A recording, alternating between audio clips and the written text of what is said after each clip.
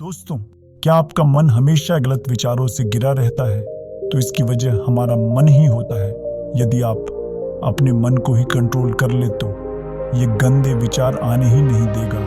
परमात्मा गौतम बुद्ध जी की आज की कहानी सुनकर आपका मन अवश्य ही शांत हो जाएगा। इसलिए आज की इस वीडियो को पूरा जरूर देखें। चलिए शुरू करते हैं। बहुत समय पहले की बात है, जब भगवान बुद्ध अपनी शिक्षाओं को देने के लिए सर्वांगसुंग पारिवारिक तरीके से समर्पित थे।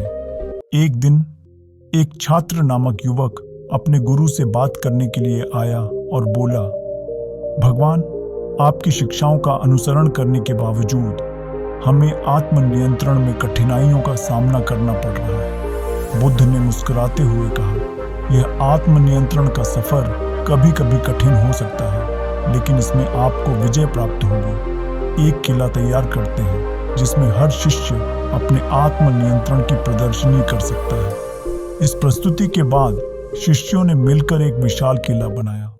प्रत्येक शिष्य को एक कमरा मिला जिसमें वह अपने आत्मनियंत्रण का प्रदर्शन कर सकता था।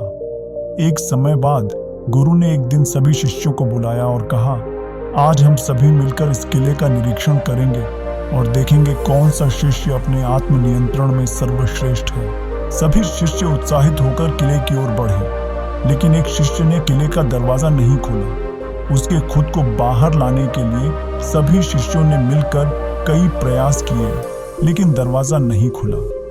गुरु ने शिष्य से पूछा, तुम्हारे कमरे में कौन सी समस्या है जो तुम दरवाजा नहीं खोल रहे हो?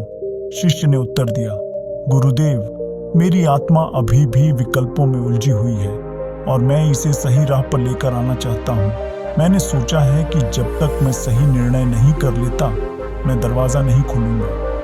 गुरु ने मुस्कुराते हुए कहा, तुमने सही दिशा में अपने आत्मनियंत्रण का समर्थन किया है। आत्मनियंत्रण में हमें सही और निर्णय लेना चाहिए, जिससे हम सही कार्रवाई कर सकें। इस कहानी से हमें यह सीखने को मिलता है कि आत्मनियंत्रण का मतलब है सही निर्णय लेना और सही राह पर बने रहने का प्रयास करना।